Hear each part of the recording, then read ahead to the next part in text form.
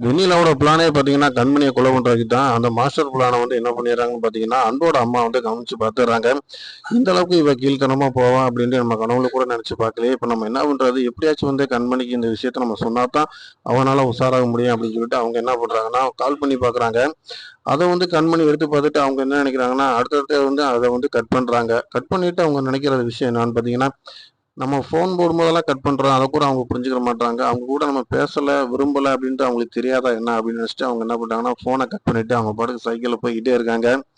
கரெக்ட்டா வந்து என்ன பண்றாங்கன்னா, வெண்ணிலா வந்து அந்த கார் ஆக்சிடென்ட் பண்ணக்கூடியவர்ட்ட வந்து என்ன சொல்றாங்கன்னா, "நீங்க அவள அடிச்சு தூக்கும்போது அத நான் நேர்லயே பார்க்கணும்" அப்படின்றாங்க. அந்த இத எல்லாமே கேட்டுக்கிட்டே இருக்கிறாங்க அன்போட அம்மா. என்ன பண்றாங்க அப்படின்னு பார்த்தீங்கன்னா, எப்படியாச்சும் கண்மணிய காப்பாத்திரணும்னு சொல்லிட்டு பின்னாடியே ஓடி போறாங்க. ஆப்போசிட் ரோட்ல வந்து அன்பும் வந்துகிட்டு இருக்காரு. ஆனா, அன்புக்கு எந்த விஷயமே தெரியாது. ஏன்னா, அவரு ட்ரிங்க்ஸ் சாப்பிட்டு போதையிலேயே வராரு. ஸோ வந்து என்ன நடக்குது அப்படின்னு தெரியாம இருக்கும்போது, இடையில வந்து ஒரு மருந்து அடிக்கிறவர் வந்து கிராஷ் ஆகுறாரு. வண்டி வேகமா ஸ்பீடா எடுத்துட்டு வந்து என்ன பண்ணிட்டாங்கன்னா, கண்மணி மேல மோத வராரு. கண்மணி லேசா கட் ஆயிடுறாங்க. அன்போட அன்பா வசமா மாட்டிக்கிறாங்க. அடிச்சு தூக்கி எறிஞ்சதெல்லாம் அவங்க அன்போட அம்மா வந்து கீழ விழுந்து மயங்கிர்றாங்க. கூட்டமா இருக்கிறத பார்த்துட்டு தான் அன்புக்கே தெரிய வருது. அடிபட்டு கிடக்குறது நம்ம அம்மா அப்படின்னு சொல்லிட்டு. அதுக்கப்புறம் கவலைப்பட்டு, வேதனைப்பட்டு ரொம்ப அழுகுறாரு. அழுதுட்டு உடனே வந்து ஃபோன் கால் பண்ணி டக்குன்னு அம்மாவ காப்பாத்துறதுக்கான எமர்ஜென்சியா வந்து உடனே ஆஸ்பத்திரிக்கெல்லாம் கூட்டு போய் பெட்ல சேர்த்துடுறாங்க. ஆனா அவங்க சீரியஸ் கண்டிஷன்ல இருக்காங்க. வீட்டுக்கு எல்லாத்துக்கும் இன்ஃபார்ம் பண்ணிடுறாங்க. எல்லாருமே வந்துடுறாங்க. வந்ததுக்கு பின்னாடி அன்பு வந்து அழுகை தாங்க முடியல. அம்மாவுக்கு இந்த மாதிரி ஆயிடுச்சு. அதுக்கு மெயின் காரணம் நான் தான். அம்மா பேச்ச நான் கேட்டிருந்தா இந்த பிரச்சனையே இருந்திருக்காது. தேவையில்லாம நான் சரக்கு அடிச்சு இப்படி சுத்துனது இப்படி பிரச்சனை ஆயிப்போச்சு அப்படின்னு சொல்லி ரொம்ப கவலைப்பட்டு அழுகுறாரு. அன்போட அப்பா என்ன சொல்றாருன்னா, கோயிலுக்கு போறேன்னு சொன்ன அவன் எதுக்கு வந்து தனியா போனான்? யாரையாச்சும் கூட கூட்டு போயிருக்கலாம்ல அப்படின்ட்டு சொல்றாரு. பாட்டி வந்து சத்தம் போடுறாங்க. பேசாம இருங்க. அவளுக்கு என்ன ஆச்சு அப்படிங்கிறத பார்க்கலாம்.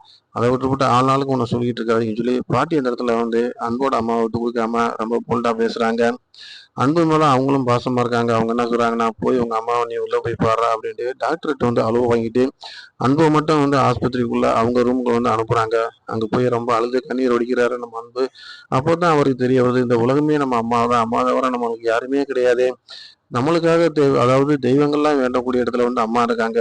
ஆனா, இப்ப என்னோட தெய்வமே இப்படி பெட்ல இருக்கேன்னு சொல்லி ரொம்ப கவலைப்பட்டு அழுது கண்ணீர் வடிக்கிறாரு.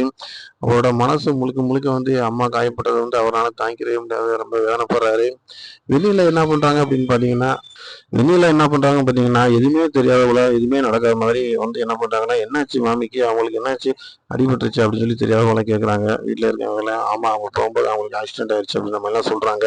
இவ்வளோ பெரிய வேலை பண்ணிட்டு வெண்ணிலா வந்து சத்தமே இல்லாம ரொம்ப அமைதியா வந்து ரொம்ப கியூட்டா வந்து நிக்கும்போது நம்மளுக்கே பார்க்கும்போது ஆச்சரியமா இருக்கு. அடுத்து என்ன நடக்குது அப்படின்னு பார்க்கலாம். இது வந்து கண்மைக்கு இப்போ வரைக்கும் தெரியவே இல்ல. அடுத்து என்ன நடக்குதுன்னு பார்க்கலாம். தொடர்ந்து பாருங்க. லைக் பண்ணுங்க, ஷேர் பண்ணுங்க.